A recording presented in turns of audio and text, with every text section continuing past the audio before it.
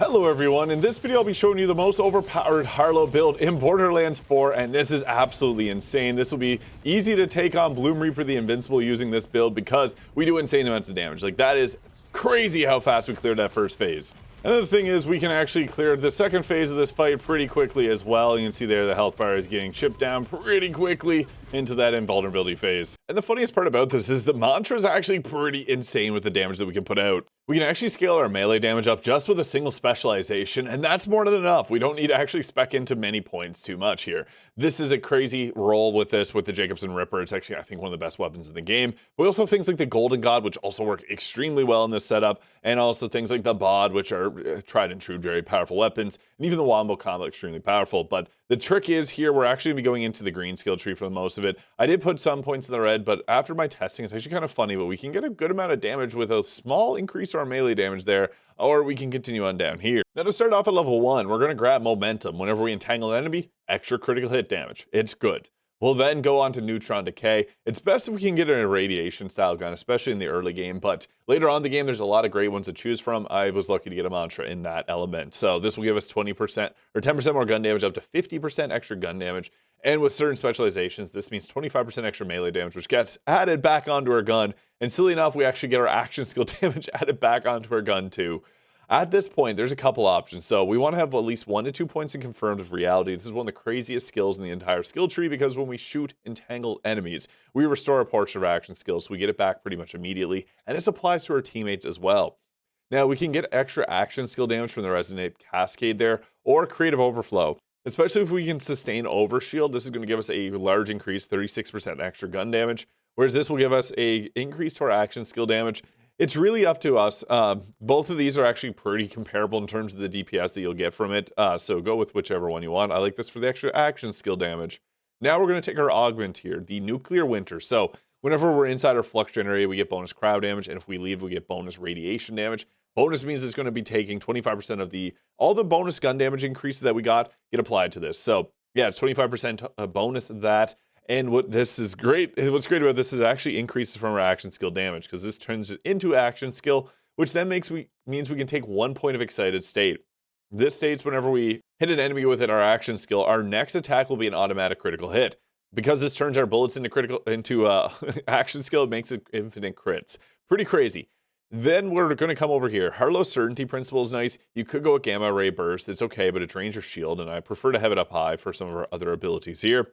We're going to go with Harlowe Certainty Principle, which lets us shoot the Bod long range and many of the other weapons to shred Bloomreaper, and it'll be great in future content. We're then going to come down to critical funding, and this is important. So our critical hits will give us the chance to entangle enemies, which is crazy on its own, but it'll also refill a portion of our gun's magazine. So we get 5 on a critical hit. And with the excited state into Nuclear Winter, we crit every weapon. So we have a 15% chance every time we shoot to regain 5 ammo. And you can imagine that we actually trigger this pretty quickly and frequently. So that's really nice. Then we can come down and take Meltdown. Critical hits with guns will deal bonus radiation damage, which is just nice. Again, any radiation damage we can get is good. You can use a Violent Horizon, but I think it's better later on to come down for group study here. Now, you can go with a Refraction for extra ricochets, which can be nice in the first phase of Bloomreaper, but Excited State, we want to get all 5 points here for the extra critical hit damage. Since every shot we do is a crit, this is just pure extra damage. Now, I like to take 1 point of accretion here for the lifesteal against entangled enemies, and then the rest into the distribution function. Whenever Harlowe's action skill damages an enemy, restore a portion of her ally's shield capacity, and herself as well. If the shields are full, get Overshield. So again, this is nice because this is going to set us up for some of these abilities here. And then we're going to take Group Study, which makes it so that our Halo Sidekick comes right beside us, and this just makes it easier. And it also will give us increases to our gun damage, fire rate, reload speed, and we can keep activating this to get it to give ourselves more benefits. It's really good. Now, there's a choice to make. We can take Personal Observation here, so this gives us increased melee damage. It's nice because that melee damage is added to the mantra, but I actually think that it's better if we come down here and take Decoherence, which is one of the craziest skills in the skill tree. We deal bonus damage with all sources to entangled enemies, which is going to be everyone because we entangle them with this. But also, whenever there's enemies inside of our Flux Generator, they'll take further increased damage, 27%. This is bonus damage again. So any increases, like we have 50% extra damage, will apply to all this damage. Then we can come down here. Feedback Loop and Laden Charge are both good. So Harlowe will deal bonus damage to guns, melee attacks, and action skills when she has Overshield. And again, we got good Overshield functions with that. This can give us 40% bonus damage, again, taking all those increases that we got here.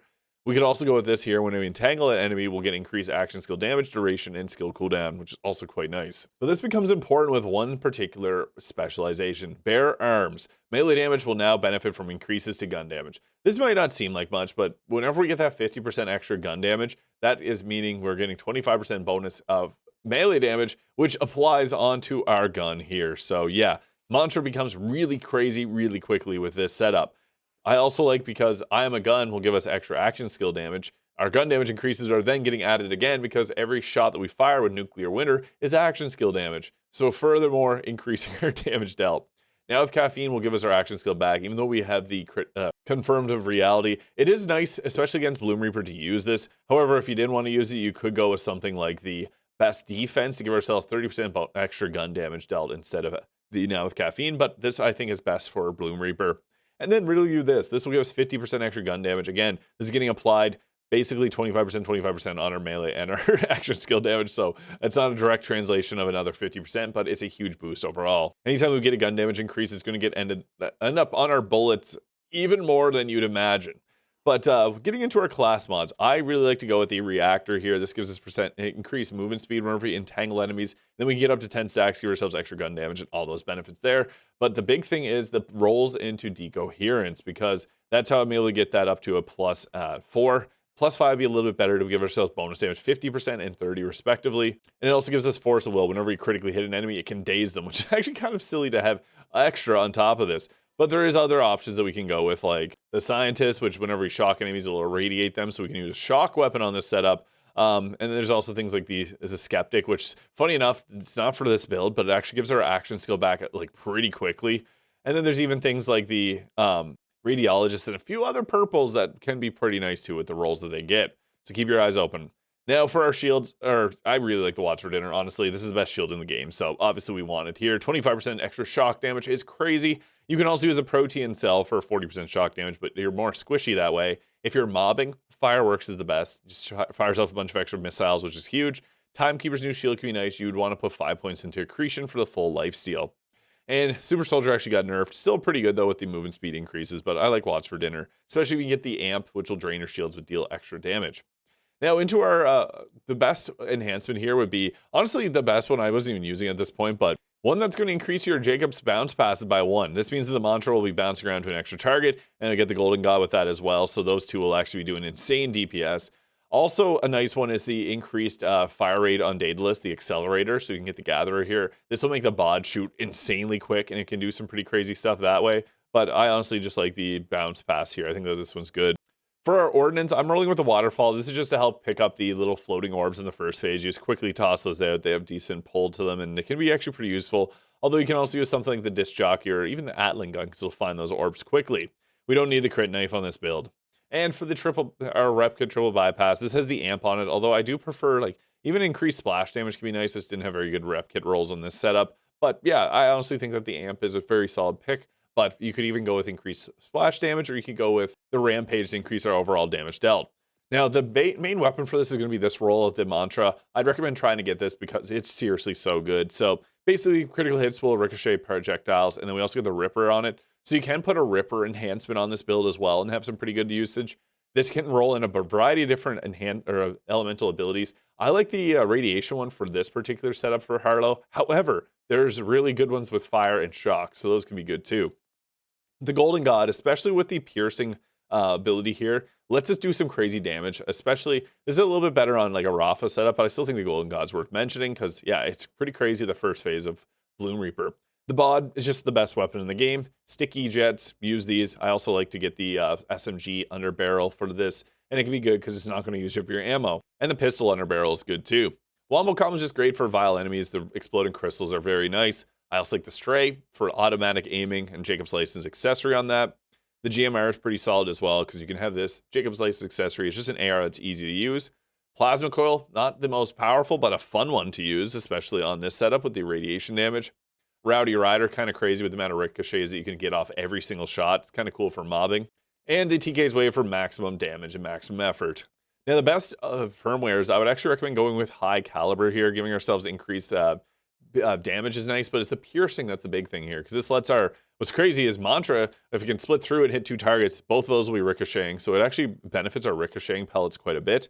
And then I'd prefer to have 2 points in Deadeye, although if you got 3 Deadeye and 2 high caliber, that's going to be good too for the extra crit damage, since we do crits on every attack. This would actually be pretty solid, but I just like the extra piercing on that for the insane amount of ricochets that we can get. And this is what it's going to look like in combat. We got crazy crits there, and it just drains this boss very fast. Oh, wow, that's insane. And here's what it looks like in Ultimate Vault Hunter 6 in the true mode, so it's going to have this scaled up to 4 times health. You can see we're doing some pretty absurd amounts of damage here. If there's any enemies nearby, this would be just ricocheting around to them. But yeah, even on true mode, we're just absolutely blasting and taking names. It's absurd how much damage you can do on this setup. So yeah, let me know your thoughts in the comments. Hit the subscribe button below if you enjoyed. I hope you guys all have a great day, and we'll see y'all in the next one.